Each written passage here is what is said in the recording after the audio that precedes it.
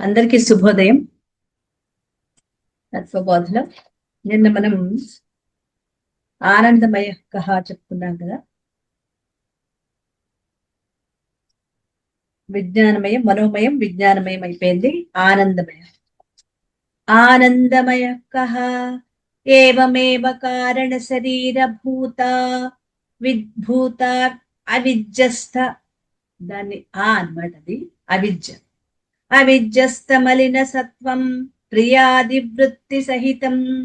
అని చదవకపోయినా పర్వాలేదు, కానీ అక్కడ అవిద్యాన్ని గుర్తుపెట్టుకోవాలి. మదీయం శరీరం మదీయా ప్రాణాః మదీయం మనశ్చ మదీయా బుద్ధిః మదీయం జ్ఞానమితి స్వేనైవ జ్ఞాయతే. తద్యథా మదీయత్వేన జ్ఞాతం కటకకుండల గృహాదికం స్వస్మాత్ భిన్నం తథా పంచకోశాధికం స్వస్మాత్ భిన్నం మదీయత్వేన జ్ఞాతం ఆత్మాన భవతి. ఆనందమయ కోసం గురించి మరొకసారి వివరించుకున్నాం.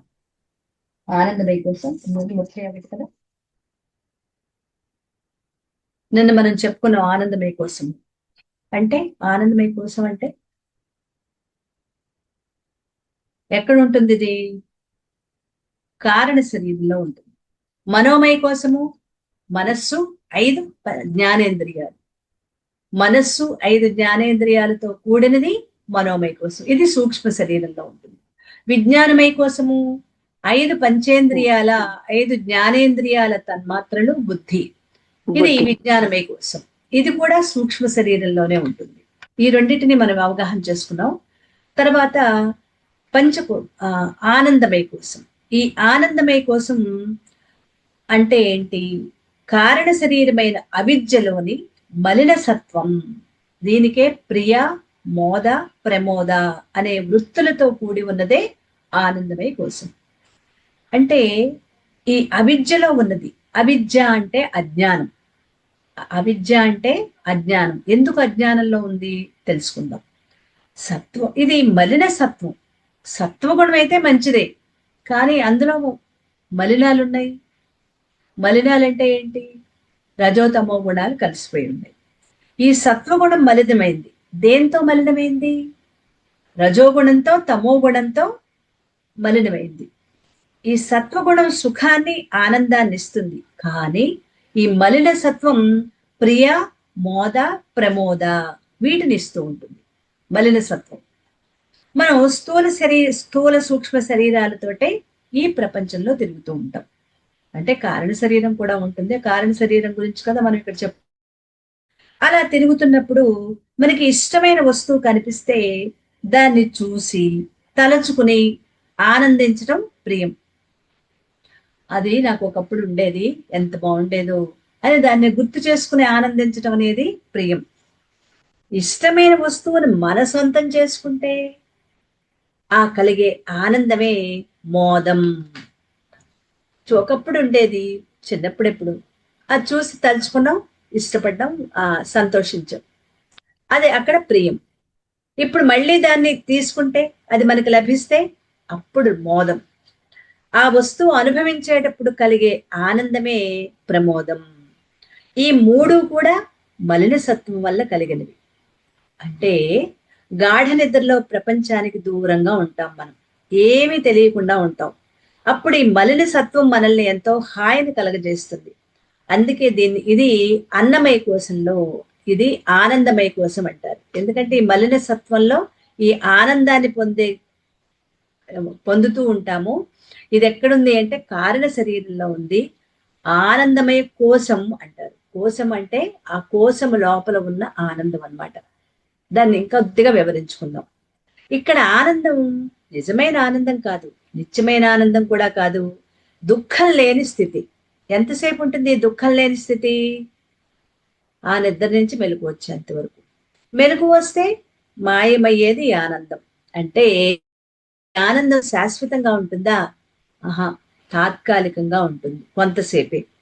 నిజంగా చెప్పాలంటే సుషుప్తిలో కారణ శరీరంలో ఉన్న జీవుడు పొందే ఆనందం అంతా కూడా అజ్ఞానంలోని ఆనందమే. అజ్ఞానము అంటే తను ఆత్మగా ఏమీ తెలియడు, ఏమీ తెలియని స్థితిలో పొందే ఆనందం. పైన చెప్పిన 4 కోశాలు మనకి ఎంతో కొంత అర్థమవుతాయి. ఏంటవి? అన్నమయ, ప్రాణమయ, మనోమయ, విజ్ఞానమయ. ఈ 4 కోశాలు కొంతవరకు మనం అర్థం చేసుకోగలం. కానీ ఆనందం అంటే అజ్ఞానం అని ఎలా అర్థం చేసుకోవాలో మనకి అవగాహనలోకి రాదు. అందుకే దాన్ని విచారణ చేయాలి. ఇంకా ఇంకా లోతుగా వెళ్ళాలి. విచారణ చేస్తూ ఉన్నప్పుడు ఈ ఆనందమయ కోసం ఆనందాన్ని ఇస్తుంది అనుకుంటాం.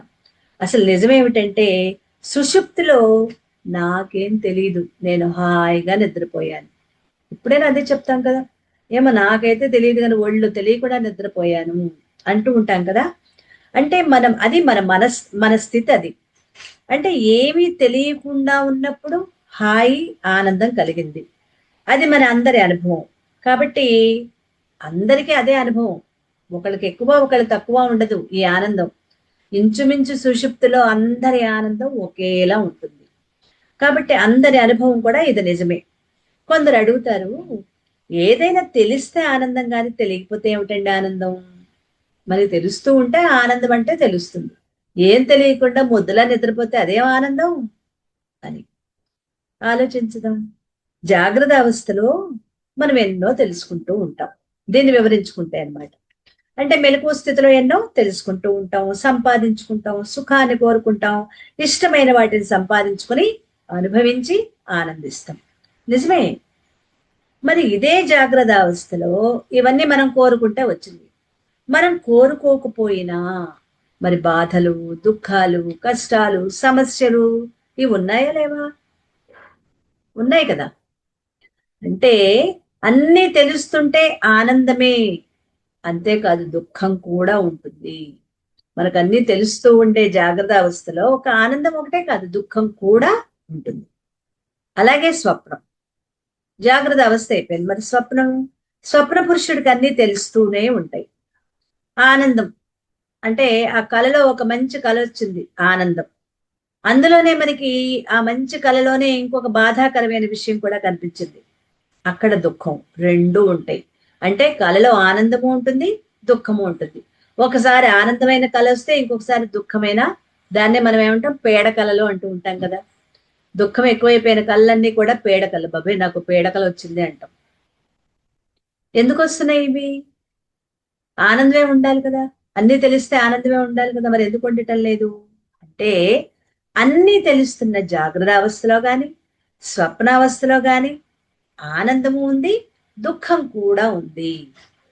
సుషుప్తిలోనూ అదేమి తెలియని స్థితి అయినా ఆనందం ఒక్కటే ఉంది, దుఃఖం అయితే అస్సలు లేదు. అంతే కదా. గాఢ నిద్రలో దుఃఖం ఉందా? గాఢ నిద్రలో అసలు దుఃఖమే ఉండదు. కాబట్టి ఏమీ తెలియని స్థితిలో ఆనందం ఎలా ఉంటుందో మనకి అనుభవమే. అన్నీ తెలిసిన స్థితిలో అయితే కొంతసేపు ఆనందం, కొంతసేపు దుఃఖం. ఏమీ తెలియని స్థితిలో ఆనందం ఒక్కటే ఉంటుంది. మరి ఆనంద స్థితి మరి అజ్ఞానమే కదా, ఏమీ తెలియని స్థితే కదా. అందుకే ఇది అజ్ఞానం. అంటే అజ్ఞానంలోనే ఆనందం ఉంది అని తెలుస్తుంది. కాబట్టి ఈ ఆనందం అజ్ఞానమే. అది ఎక్కడుంది ఇంతకీ? కారణ శరీరంలో ఉంది. మరి ఈ అజ్ఞానంలో ఆనందం కలుగుతోంది కాబట్టి ఈ అజ్ఞాన ఆనందం మన నిజస్వరూప ఆత్మని కప్పేస్తోంది. అజ్ఞాన ఆనందం మన జ్ఞానస్వరూప ఆత్మని ఏం చేస్తుంది? అది వర. వర అంటే పౌచ్, బ్యాగ్ కదా, అందులో పెడతాం ఈ అదే ఆనందమయ కోసం ఏం చేస్తుందంటే నిజమైన ఆత్మని కప్పేస్తుంది. ఈ ఆనందాన్ని, ఈ అజ్ఞానాన్ని ఆనందమయ కోసం ఏది కప్పేస్తోందో ఆ అజ్ఞానాన్నే ఆనందమయ కోసం అంటారు. ఈ అజ్ఞాన ఆనందం మన నిజస్వరూపమైన శాశ్వత అఖండ ఆనందమా అంటే అది శాశ్వత అఖండ ఆనందం కాదు. ఎందుకంటే ఆత్మానుభూతిలో ఉంటే శాశ్వతమైన ఆనందం. మరి ఈ అజ్ఞాన ఆనందం ఎంతసేపు ఉంటుంది? తాత్కాలికం. ఆ సుషుప్తిలో ఉన్నంత వరకే ఈ అజ్ఞాన ఆనందం ఉంటుంది. హాయిగా నిద్రపోవటం అనేది, హాయి అన్నది కాసేపే ఉంటుంది, తాత్కాలికం. మరి సుషుప్తిలో ఉండే ఆనందం తాత్కాలికం. నిద్ర లేవగానే అన్ని తెలుస్తూ ఉంటే ఆ ఆనందం అంతా అదృశ్యమైపోతుంది. అప్పటిదాకా ఉన్న ఆనందం ఏమవుతుంది? మనలోంచి మాయమైపోతుంది, అదృశ్యం, మాయమైపోతుంది. కాబట్టి శాశ్వతంగా ఆనందాన్ని పొందాలంటే శాశ్వతంగా ఏమీ తెలియని స్థితి ఉండాలి. ఇప్పుడు నాకు ఒకటి అర్థమైంది, అజ్ఞానంలో ఆనందం అది కొంతసేపే. మరి నేను ఎప్పుడు ఆనందంగా ఉండాలి అంటే అంటే ఏమీ తెలియకుండా ఉండాలన్నమాట. నేను ఆత్మని అనే అనుభూతి తప్ప ఇంకా ఏ ఆలోచన ఉండకూడని స్థితిలో ఉంటే అప్పుడు శాశ్వత ఆనందం కలుగుతుంది. అంతేగాని ఏం తెలియకపోవటం అంటే ఏం తెలియని అజ్ఞానం కాదు. ఒక్క నేను ఆత్మని అనే అనుభూతి తప్ప ఇంకేమీ తెలియకుండా ఉన్నప్పుడే శాశ్వత ఆనందం కలుగుతుంది. అంటే మిగిలిన ఆలోచనలన్నీ వదిలిపెట్టినప్పుడు. ఆలోచనలు, సంకల్పాలు, భావాలు ఏమీ లేని స్థితి, అది ఆత్మస్థితి. కత్తిని వరకప్పినట్లుగా ఆత్మని ఈ అజ్ఞానానందం కప్పేస్తోంది. అందుకే దీన్ని ఆనందమయ కోసం అన్నారు. అజ్ఞానానందమే ఆనందమయ కోసం. మరి ఆత్మ అయితే శాశ్వత ఆనందాన్ని ఇస్తుంది. మరి ఈ అజ్ఞాన ఆనందం ఎంతసేపు ఇస్తోంది? తాత్కాలికంగా ఆనందాన్ని ఇస్తుంది. ఇది కూడా అన్యోన్య అధ్యాసే. ఏంటి? నేనేమి తెలియకుండా ఉన్నాను, నేను హాయిగా ఉన్నాను, నేను ఆనందంగా ఉన్నాను. ఇవి ఎవరి ధర్మాలు? ఇవి ఆనందమయ కోస ధర్మాలు. అంటే ఆనందమయ కోస ధర్మాలేమో నా శరీరం మీద, కారణ శరీరం మీద ఆరోపించుకుంటున్నాం. హాయిగా నిద్రపోయాను, హాయిగా ఉన్నాను. కానీ అవి ఎవరి ధర్మాలు? ఆత్మధర్మాలు. ఆత్మధర్మాలను తీసుకొచ్చేమో ఆనందమయ కోశానికి అప్పచెప్పాం. మరి ఆనందమయ కోస ధర్మాలని ఆత్మ మీద ఆరోపిస్తున్నాం. నా ధర్మాలైన సచ్చిదానంద ధర్మాలు, సత్తు చిత్తు ఆనందం ఎప్పుడూ ఉండాలని కోరుకోవటం, జ్ఞాన స్వరూపం, ఆనందమయ స్వరూపం, దీన్ని ఆనందమయ కోశం మీద ఆరోపిస్తున్నాం. ఇది అన్యోన్య అధ్యాస. మరి అధ్యాస పోవాలి అంటే ఇది హాయిగా ఆనందంగా నిద్రపోయింది. నేను ఎప్పుడు శాశ్వతమైన ఆనంద స్వరూపాన్ని. ఆ ఒక్కటి గుర్తుపెట్టుకుంటే చాలు. దీనికి సుషుప్తిలోనే, గాఢ నిద్రలోనే హాయి అనుభవిస్తోంది, ఆనందాన్ని అనుభవిస్తోంది. దుఃఖం తెలియని ఆనందాన్ని తాత్కాలికంగా ఎప్పుడు అనుభవిస్తుంది? ఇది సుషుప్తి స్థితిలో అనుభవిస్తుంది. మరి నేను ఎప్పుడు ఆనందాన్ని అనుభవిస్తాను? నేనే ఆనందాన్ని. ఆత్మ అంటేనే ఆనందం. నాకు శాశ్వతమైన ఆనందాన్ని, ఎప్పుడు ఉండే ఆనందాన్ని, అది గుర్తు చేసుకోవాలి. అది అన్యోన్యాధ్యాస సాధన అంటే అదనమాట. ఇప్పుడు 5 కోశాలు. ఇక్కడ ఏం చెప్పుకున్నాం? ఏతత్ కోశ పంచకం. 5 కోశాలు. ఇవే 5 కోశాలు. 3 శరీరాలు, 5 కోశాలు చెప్పుకున్నాం కదా. విశ్వ, తైజస, ప్రాజ్ఞులు ఆత్మ కాదని, ఆత్మ కన్నా వేరైనవని వీటిని నిరూపణ చేశారు. ఇప్పుడు మనం చెప్పుకున్న మదీయం శరీరం, మదీయా ప్రాణాః, మదీయం మనశ్చ, మదీయా బుద్ధిః, మదీయం జ్ఞానమితి స్వేనైవ జ్ఞాయతే. తజ్జతా మదీయత్వేన జ్ఞాతం కటకకుండల గృహాదికం స్వస్మాద్ భిన్నం తథా పంచకోశాధికం స్వస్మాద్ భిన్నం మదీయత్వేన జ్ఞాతం ఆత్మేన భవతి. అంటే శరీరం నాదని, మనస్సు నాదని, ప్రాణాలు నావని, బుద్ధి నాది, జ్ఞానం నాది. ఇదంతా ఎవరి వల్ల తెలుసుకున్నాం? ఆత్మ వల్లనే తెలుసుకుంటున్నాం. ఇవి నావి నావి నావి అనుకుంటూ ఎవరి వల్ల మనం తెలుసుకుంటున్నాము? ఆత్మ వల్లనే తెలుసుకుంటున్నాం. ఎలాగైతే నావి అనబడే ఈ గాజులు, చెవిదిద్దులు, అలాగే పుస్తకాలు, ఇల్లు, ఈ కంప్యూటరు, ఈ సెల్లు, ఇవన్నీ నావిగా తెలియబడుతున్నప్పటికీ ఇవి నాది. ఈ సెల్ ఎవరిది? నాది రింగ్ అవుతోంది. బోల్డ్ సెల్లు ఉంటాయి అక్కడ. రింగ్ ఎవరిది? ఎవరి సెల్ రింగ్ అవగానే ఇది నాది నాది అనుకుంటూ వెళ్ళి తీస్తాం కదా. అది మనకి ఐడెంటిఫికేషన్ అనమాట. అంటే అలా నావిగా తెలియబడుతున్నప్పటికీ అవి నాకన్నా వేరుగా ఉన్నాయి. నావే కానీ నాకంటే వేరుగా ఉన్నాయి. ఎలా తెలుసుకుంటున్నామో అలాగే నావి అనుకునే ఈ పంచకోశాలు, ఈ 5 కోశాలు, ఇలాంటివన్నీ కూడా నాకంటే వేరు. అవసరానికి అలాగే స్థూల శరీరం, సూక్ష్మ శరీరం, కారణ శరీరం, ఇవి కూడా నాకంటే వేరు. జాగ్రత్త, స్వప్న, సుషుప్తి నాకంటే వేరు. జాగ్రత్తలోని విశ్వడు, సుషుప్తిలోని తైజసుడు, అలాగే స్వప్నంలోని తైజసుడు, సుషుప్తిలోని ప్రాజ్ఞుడు, ఇవి నాకంటే వేరు. ఈ 5 కోశాలు నాకంటే వేరు. జ్ఞానేంద్రియాలు నాకంటే వేరు. కర్మేంద్రియాలు నాకంటే వేరు. అంతరింద్రియాలు, మనస్సు, బుద్ధి, చిత్తం, అహంకారం నాకంటే వేరు. ఇవి నేను. నా ఇల్లు అంటే, ఇల్లు నాకంటే వేరుగా ఉంది కదా. నేను వేరు, ఇల్లు వేరు. అలాగే ఇప్పుడు చెప్పుకున్నవన్నీ కూడా, అవన్నీ కూడా నేను కాదు, నాకంటే వేరుగా ఉన్నాయి. నాకన్నా వేరని, అవి నేను కాదని. మరి నేనెవరిని? ఆత్మని. ఆ నేను ఎవరిని? ఆత్మని అని తెలుసుకోవాలి. ఇల్లు నాది అంటున్నావు, నేనిల్లా? ఆహా, కాదు కాదు.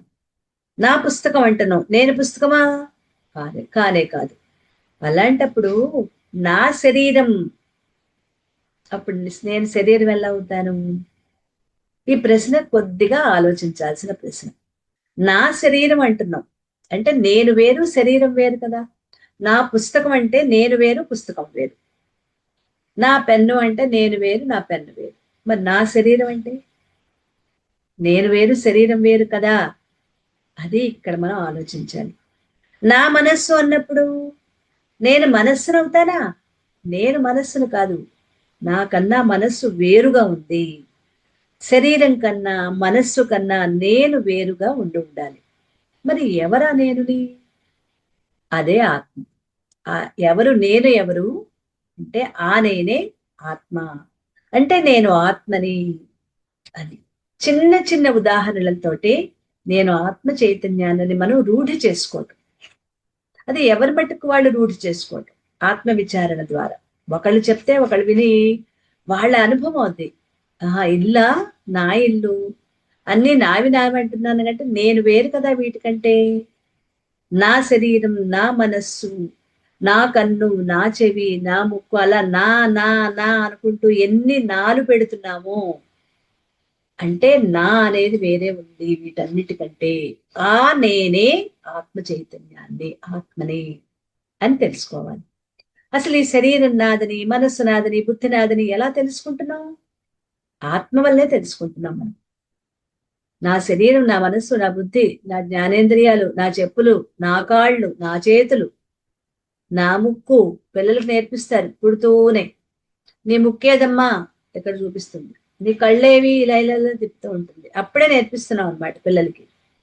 అప్పటి వరకు వాళ్ళు ఆత్మ చైతన్యంగా ఉన్నాయి. ఇంకా అప్పటి నుంచి నువ్వు వేరు, నీ కన్ను వేరు, నువ్వు వేరు, నీ చెవి వేరు, నువ్వు వేరు, నీ ముక్కు వేరు, అప్పటి నుంచి స్టార్ట్ అవుతుంది. అది ఎలా తెలుసుకుంటున్నామంటే ఆత్మ వల్లే తెలుసుకుంటున్నాం. నాది అనే వస్తువుకి నాకు ఉన్న సంబంధం ఏంటి అంటే హక్కుదారికి వస్తువుకి మధ్య ఉండే సంబంధం. ఈ భూమి నాది అంటాం. అక్కడ కొలతలు వేసి చక్కగా చుట్టూతా 4 వైపులా కూడా ప్రహరీ కట్టి ఉన్న ఒక ప్రదేశం కనిపించింది. ప్రదేశం ఉంది అక్కడ. అక్కడికి వెళ్ళి ఇది నాది, ఆ పక్కనున్నవి నావి కాదు, ఇది మేము కట్టించుకున్నాం. ఇలా చుట్టూతా ప్రహరీ గోడ కట్టించుకుని అక్కడ ఒక గేట్ పెట్టించుకుని ఇది నాది అంటే అది నేను హక్కుదారుణ్ణి. అందులో ఎవ్వరూ ఇల్లు కట్టుకోవటానికో ఇంకా లేకపోతే లోపలికి వెళ్ళి కనీసం ఆవును మేపుకోవటానికి కూడా వాళ్ళెవరికి అర్హత లేదు. ఎవరు పడితే వాళ్ళు అందులో వెళ్ళటానికి అర్హత లేదు. నేను గేటు తీసి లోపలికి వెళ్ళి ఆ గడ్డి కోసుకోమంటేనే వాళ్ళు వచ్చి గడ్డి కోసుకుని వెళ్ళాలి. అంటే భూమికి నేనెవరిని? హక్కుదారు కదా. అలాగే ఈ వస్తువుకి హక్కుదారుడికి మధ్య ఉండే సంబంధం. నా ఇల్లు అంటే నేను కాదు, ఆ ఇంటి యొక్క హక్కుదారుణ్ణి. నా భూమి అంటే ఆ భూమికి హక్కుదారుణ్ణి. అలా మరి మరి ఈ 3 శరీరాలు నావి, పంచకోశాలు నావి, 3 అవస్థలు నావి అంటే అవి నేను కాదు. అవేవి నేను కాదు. నేను వాటికి హక్కుదారుణ్ణి మాత్రమే. నా అధీనంలో పనిచేస్తాయి. నా 3 కోశాలు, అది 5 కోశాలు, మూడు శరీరాలు, మూడు అవస్థలు నా అధీనంలో ఉండి అవి పనిచేస్తూ ఉంటాయి. నేను వాటికి హక్కుదారుణ్ణి మాత్రమే. మరి హక్కుదారుడైన నేనెవరిని? బాగుందండి. హక్కు హక్కు అంటున్నారుగా, అసలు మీరెవరండి? ఆత్మ. ఆత్మని. కాబట్టి నేను ఆత్మని. నేను తగిలించుకున్న ఉపాధులే ఈ శరీరాలు, ఈ కోశాలు, ఈ అవస్థలు అని మనం గ్రహించాలి. తర్వాతది మరి ఆత్మ అంటే ఏంటి? 34 చూద్దాం. ఆత్మా తర్హి కః సచ్చిదానంద స్వరూపః సత్ కిం కాలత్రయే అపి తిష్టతీతి సత్ చిత్ కిం జ్ఞాన స్వరూపః ఆనందః కః సుఖ స్వరూపః ఏవం సచ్చిదానంద స్వరూపం స్వాత్మానం విజానీయాత్. ఇక్కడ ఆత్మ తర్హిక. ఆత్మ అంటే ఎవరు? సచ్చిదానంద స్వరూప. సచ్చిదానంద స్వరూపం. సత్ కిం? సత్ అంటే కాలత్రయే అపి, మూడు కాలాల్లోనూ తిష్టతీతి, ఏదైతే ఉంటుందో అదే సత్. మరి చిత్ కిం? చిత్ అంటే ఏంటి? జ్ఞానస్వరూప. జ్ఞానమే మూర్తిభవించిన రూపం. ఓకే. ఆనందకః. ఆనందం అంటే ఏంటి? ఆనందం అంటే సుఖస్వరూప. సుఖమే స్వరూపంగా ఉన్నది. ఈ ప్రకారంగా సచ్చిదానంద స్వరూపం, సచ్చిదానంద స్వరూపమైన స్వాత్మానం, స్వ ఆత్మ అంటే నా యొక్క ఆత్మ, నా ఆత్మను నేను తెలుసుకోవాలి. విజానీయాత్. విజానీయాత్ అంటే తెలుసుకోవాలి. అయితే ఆత్మ ఎవరు? ఆత్మ అంటే సచ్చిదానంద స్వరూపం. మూడు కాలాల్లో ఉండేదాన్ని సత్ అంటారు. జ్ఞానమే మూర్తిభవించిన దాన్ని చిత్, సుఖస్వరూపమైన దాన్ని ఆనందం. ఇలా సచ్చిదానంద రూపమైన ఆత్మని నేను తెలుసుకోవాలి. నేను అంటే నేనే ఆత్మ, దాన్ని నేను తెలుసుకోవాలి. ఇక్కడ మూడు శరీరాలకి వ్యతిరేకమైనది అంటే స్థూల సూక్ష్మ కారణ శరీరాలకి వ్యతిరేక్తం. ఐదు కోశాలకి అతీతం. ఈ ఐదు కోశాలు కాదు, దీనికంటే ఇంకా తరువాత. అతీతం అంటే ఇవి కాదు, దానికంటే ఇంకా ఉన్నతమైనది. ఈ ఐదు కోశాలకి వెనక, దానికంటే ఉన్నతమైనది, దానికంటే తర్వాతది. మూడు అవస్థలకి సాక్షి. మూడు అవస్థలవి జాగ్రత్త, స్వప్న, సుషుప్తి. వీటిని అలా చూస్తూ ఉంటుంది ఆత్మ. జాగ్రత్తలోనూ చూస్తుంది, స్వప్నంలోనూ చూస్తుంది, సుషుప్తిలో కూడా చూసేది సాక్షిగా. ఎవరది? ఆత్మ. అంటే మూడు శరీరాలకి వ్యతిరేకం, పంచకోశాలకి అతీతం, మూడు అవస్థలకి సాక్షిగా ఉండేది ఏదైతే ఉందో అదే ఆత్మ. అది ఎలాగో ఇంతవరకు వివరంగా తెలుసుకున్నాం. ఇప్పటి వరకు ఇవన్నీ తెలుసుకున్నాం. ఇవన్నీ ఆత్మ కంటే వేరైనవన్నీ. ఆత్మ కాదు, ఇవేవి ఆత్మ కాదు. అదే కదా మనం ఇప్పటి వరకు తెలుసుకున్నాం. పంచకోశాలు ఆత్మ కాదు, మూడు శరీరాలు ఆత్మ కాదు, మూడు అవస్థలు ఆత్మ కాదు. మరి ఆత్మ అంటే ఏంటి? అది కాదు సరే, మరి ఆత్మ అంటే ఏది అనే ప్రశ్నకు సమాధానం ఇక్కడ చెప్తున్నారు. ఆత్మ సచ్చిదానంద స్వరూపం. సత్ అంటే మూడు కాలాల్లో ఉండేది. మూడు కాలాలంటే భూత, భవిష్యత్, వర్తమాన కాలం. ఎప్పుడో గతించిపోయిన కాలంలో ఉంది, అప్పుడు ఉండేది. వర్తమానం ఎప్పుడూ ఉంది, భవిష్యత్తులో తర్వాత కూడా ఉండేది, ఎప్పుడు ఉండేది. అంటే ఒకప్పుడు ఉండి ఒకప్పుడు లేనిది కాదు, ఎప్పుడు ఎల్లప్పుడూ నిరంతరం ఉండేదే ఆత్మ. అలాగే చిత్ అంటే పరమజ్ఞాన స్వరూపం.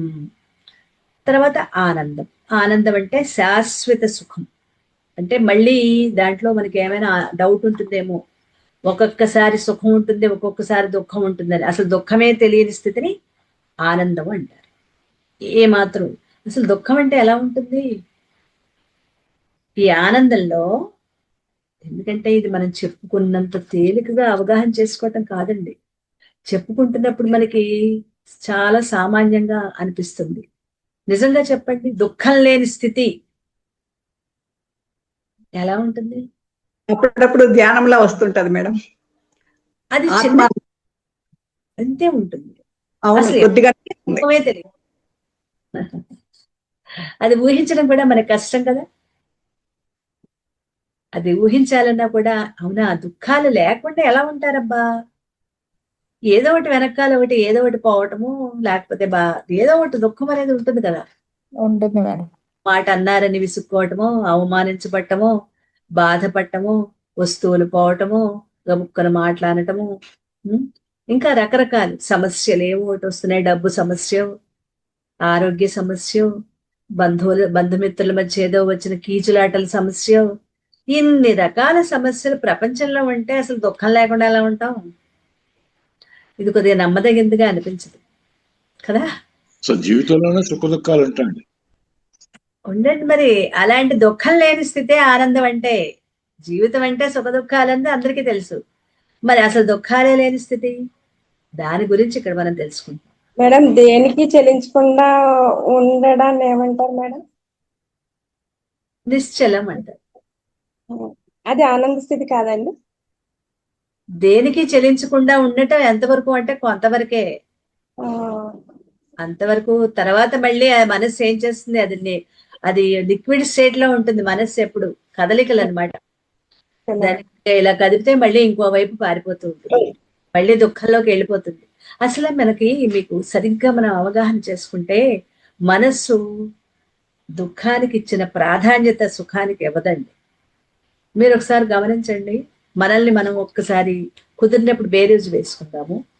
మన వెనక జీవితం ఒక్కసారి గుర్తు తెచ్చుకుంటే మనకి ఏం గుర్తుంటాయంటే, ఎవరో అన్న మాటలు, కష్టపడిన రోజులు, బాధపడిన రోజులు, మన పడిన కష్టాలు, అవి గుర్తు పెట్టుకున్నంత ఎక్కువగా నువ్వు ఎప్పుడు సుఖంగా హాయిగా ఉన్నావని చెప్తే, 10th క్లాస్లో మేమందరం కలిసి సినిమాకి వెళ్ళాం ఫ్రెండ్స్ అందరూ, బాగుందిలే, ఏమి 10th క్లాస్ అయిపోయి ఎన్నాళ్ళు అయింది, కొన్ని సంవత్సరాలు అయింది, ఈలోపు ఆనందమే లేదా, నిన్న లేదా, ఇవాళ లేదా, మొన్న లేదా, అదెందుకు గుర్తు రావట్లే?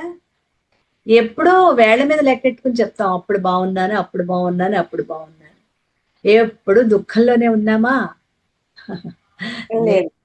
లేదు, అది గుర్తుపెట్టుకోవట్లేదు మనం. అలాంటి దుఃఖాలని కూడా వస్తున్నా కూడా ఆ దుఃఖాలని ఏ మాత్రం చిన్న పిసరు ఉంటాయి. దగ్గర బంధువుల్లో కొంతమంది వెళ్ళిపోతుంటారు. ఇప్పుడు ఇది ప్రవాహం, జీవితం అనేది ఒక ప్రవాహం. ఈ ప్రవాహంలో కొన్ని కలుస్తూ ఉంటాయి, కొన్ని విడిపోతూ ఉంటాయి. రైలు ప్రయాణం ఉంది, రైల్లో మన పక్కన కొంతమంది కూర్చుంటారు, మనది లాంగ్ జర్నీ. ఆ లాంగ్ జర్నీలో మనం ఎక్కిన చోటే పక్క వాళ్ళు ఎక్కి పక్క వాళ్ళు మన చోటే దిగిపోతారు అనుకోవటానికి లేదు. వాళ్ళు ఒక స్టేషన్ లో ఎక్కుతారు, ఇంకా తర్వాత ఏవో కొన్ని స్టేషన్ తర్వాత దిగిపోతారు. జీవితం కూడా అంతే. మనం వాళ్ళు ఒకేసారి పుట్టలేదు, ఒకేసారి చనిపోవటానికి. అలాగే వస్తూ ఉంటారు, దిగిపోతూ ఉంటారు. వాళ్ళతో కొంత సంబంధ బాంధవ్యాలు ఏర్పరచుకుంటాం, కాసేపు వాళ్ళతో మాట్లాడతాం. వాళ్ళు స్టేషన్ రాగానే వాళ్ళు దిగిపోతారు. అయ్యో వాళ్ళు దిగిపోయారని దుఃఖపడతామా? దుఃఖపడం. ఓన్లీ వాళ్ళ స్టేషన్ వచ్చింది, వాళ్ళు దిగిపోయారు. ఎప్పుడైనా ఫోన్ నెంబర్ ఇచ్చి ఎప్పుడైనా మాట్లాడుతూ ఉండండి అని ఓ మాట మాట్లాడతాం. గుర్తుంటే వాళ్ళు మాట్లాడతారు, లేకపోతే లేదు. వాళ్ళు ఫోన్ చేసినా మనకు గుర్తుండదు, అది తర్వాత విషయం కదా. అలా జీవితం కూడా అంతే. ఇది ప్రవాహంలో కొట్టుకెళ్ళిపోతున్నాం. ఆ పక్క నుంచి కలిసే వ్యక్తులు కలుస్తున్నారు, విడిపోయినప్పుడు విడిపోతున్నారు. ఇది జీవితం ఒక ప్రవాహం. ఇందులో సుఖాలు దుఃఖాలు ఉంటాయి. కానీ ఆత్మ చైతన్యమైన నేను అసలు దుఃఖాలంటే ఏదో తెలియని సంపూర్ణమైన ఆనందాన్ని, అది మనకి అంత దూరం ఆలోచించలేం. ఆలోచనకి రాదది ఆనందం అంటే. ఆనందం అనే మాట మనకి ముందుకు ఆలోచించడానికి ముందుకు వెళ్ళనివ్వదు. ఆ వెళ్తూనే ఏమండి వాళ్ళు ఎవరు చనిపోరా ఏంటి, వాళ్ళకి ఏం సమస్యలు రావా ఏంటి అని మనమే ముందు 100 ప్రశ్నలు వేసేస్తాం దుఃఖం కోసం. అలవాటైపోయిన దుఃఖం కోసం అనమాట. అన్ని ఉంటాయి. ఆనంద స్వరూపంలో ఉన్న ఆత్మానుభూతి చెందిన జ్ఞానికి ఈ పక్క వాళ్ళు చనిపోవటం ఉంటుంది, వాళ్ళకి కష్టాలు ఉంటాయి, వస్తువులు పోతాయి, కానీ వాటికి చెలించడు. వాటిని ఇంత పిసరు కూడా పట్టించుకోడు. అది ఆనంద స్వరూపం అంటే. వాళ్ళకి దుఃఖాలు లేక కాదు, ఎందుకంటే మనస్సు లేదు కదా అక్కడ. నిన్న మనం చెప్పుకున్నాం, మనసు ఏమైంది? ఆ బాటిల్లో నీళ్ళు ఏం చేసాం? నదిలో ఉంపేశాం. బాటిల్లో ఉన్నంత వరకే మనస్సు, నదిలో పడేసినా అది వెనక్కి వచ్చేసింది. కొన్ని సముద్రమో నదిలోనో. ఒక బాటిల్ మనస్సు అయితే అది ఆత్మలో రాత్రి నిద్రపోతుంది, తెల్లారేపటికల్లా బయటకు వచ్చేస్తుంది. అలాగే ఒక బాటిల్లో నీరు పోసి సముద్రంలో వేసాం. కాసేపటికి ఈ ఒడ్డునేస్తే ఆ పక్కన ఇంకో ఒడ్డుకి ఏదో అది కొట్టుకుని వచ్చేసింది. అదే ఆ బాటిల్లోని నీరు తీసుకెళ్లి సముద్రపు నీటిలో కలిపేసాం. ఇప్పుడు అందులోంచి బయటకు వచ్చిందా మన నీళ్లు? మన అనే నీళ్లు వచ్చాయా? కలిసిపోయి ఆత్మ, మనస్సు ఆత్మగా మారిపోయింది. మనస్సు ఎప్పుడైతే ఆత్మగా మారిపోయిందో ఇంకా దానికి దుఃఖాలు అనేవి ఈ ఆటుపోట్లు ఉంటాయి. సముద్రానికి ఆటుపోట్లు ఉన్నట్లే ఈ మనస్సు అందులో కలిసిపోయిందో ఆటుపోట్లు ఉంటాయి. అని దానికి ఆ స్పృహ అది ఉండదు. ఆటుపోట్లని ఏ మాత్రం అది చిన్న పిసురు కూడా పట్టించుకోదు. ఆత్మానుభూతి పరుడికి కూడా కష్టాలుంటాయి, బాధలుంటాయి, దుఃఖాలుంటాయి. మనం ఇప్పుడు లబోదిపో అన్నట్లుగా వాళ్ళకి అసలు దాన్ని పట్టించుకోరు. కాలికి దెబ్బ తగిలినా ఆ దెబ్బ తగిలిందని చూసి చెప్తే తెలుస్తుంది. ఏంటండి అంత రక్తం కారిపోతుంది. అవునా, ఏమో నేను చూసుకోలేదయ్యా. నిజంగానే. ఎందుకంటే అక్కడ మనస్సు లేదుగా. మనస్సు ఉంటేనే కదా నొప్పి ఉండేది. రమణ మహర్షి నాకు మత్తు ఇవ్వకుండా ఆపరేషన్ ఎందుకు చేయమన్నారు? మనస్సు లేదు ఆయనకి. ఆ మనస్సు అంటే ఈ బాటిల్ తీసుకెళ్లి సముద్రంలో కలిపేసాం. బాటిల్ నీళ్ళని సముద్రంలో కలిపేశారు. ఆ మనస్సును తీసుకొచ్చి అందులో ఆత్మలో కలిపేశారు. మళ్ళీ వెనక్కి రాదుగా. చిన్న ఉదాహరణ. ఇది అవగాహన చేసుకోవడమే కష్టం. అంటే మనం అరిగించుకోవటం కష్టం. వినటానికి బాగుంది, దీన్ని మనం ప్రాక్టీస్ లోకి ఎలా వస్తుంది? నేను ఆత్మగా నిలబడాలి అంటే అది ఎలాగా? వింటం ఎంత తేలిగ్గా ఉంటుందో ఆ ఎలా అనే ప్రశ్నను మనం అది పోగొట్టుకోవాలి. ఎలా అనే ప్రశ్న పోగొట్టుకోవటం అంటే సాధన, విచారణ, సాధన. ఈ రెండే. ఆ రెండింటినీ ముందుకు వెళ్తుంటే మనకి ఎవరి దారి వారికే దొరుకుతుందండి. జ్ఞాని అందరూ ఒకేలాంటి సాధనలు చెయ్యరు. ఎలా చేస్తారు? ఇప్పుడు ట్రైను పట్టాల మీద వెళ్తోంది. అది కాకినాడ వైపు వెళ్ళేటప్పుడు పట్టాలు దిశ మార్చుకుంటుంది కదా. విజయవాడ వైపు వెళ్ళేటప్పుడు దిశ మార్చుకుంటుంది. అంత కొంత దూరం ఒకే పట్టాల మీద ప్రయాణం చేస్తూ తను ఎటువైపు వెళ్ళాలో అటు దిశ అది మార్చుకుంటుంది కదా. పట్టాలు అటువైపు ఉన్నప్పుడు అటు తిప్పుతాడు డ్రైవర్. అప్పుడు తిప్పినప్పుడు అటువైపు వెళ్ళిపోతుంది. అలాగే కొంత దూరం వరకు మనం చెప్పుకున్న సాధనలు, ఈ నిరాకార నిర్గుణ సాధన కావచ్చు, మనం చెప్పుకున్న సాధన సాక్షి భావన సాధన, ఇంకా నిష్కామ కర్మయోగ సాధన, ఇది చేస్తోంది, ఇది చూస్తోంది, నేను కేవల సాక్షిని, ఇలాంటి కొన్ని సాధనల వరకు ఇది ఒకే లైన్లో వెళ్తాయి అందరికి. మనం చేయగా చేయగా చేయగా మన సాధనల రూట్ మారిపోతుంది. అప్పుడు ఎవరి రూటు వాళ్ళదే.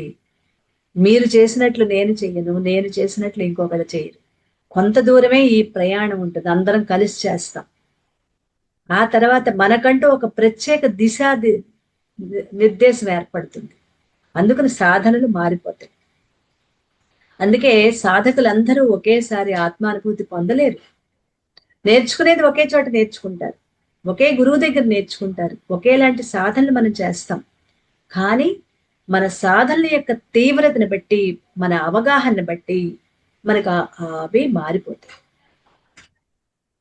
ఇక్కడ మనం అందరం ఒకేలాంటి సాధనలు చేస్తున్నాం, కానీ కొంతమందికి వాళ్ళ యొక్క తీవ్రత అంటే తీవ్రంగా చేయటం కానీ, ఆలోచన విధానాన్ని బట్టి కానీ వాళ్ళ సాధనలు ఇంకొక రూటుకి మారిపోతాయి. అది కూడా మనం తీసుకోవచ్చు. అందుకే సత్సంగం అనేది నిరంతరం ఉండాలి. ఒకళ్ళకి వచ్చిన అనుభూతి, ఆలోచన ఇంకొకళ్ళతో పంచుకున్నప్పుడు, ఓ మీకు ఇలాగే ఉందా, ఆహా అంటే నేను ఇలా ఆలోచించడం తప్పేమో అనుకున్నాను, కాదన్నమాట, ఇది కరెక్ట్ గానే ఉన్నాను అని అప్పుడు మనల్ని మనం తప్పైతే తప్పు సరి చేసుకుంటాం, కరెక్ట్ అయితే అదే రూట్ లో ముందుకు వెళ్తాం.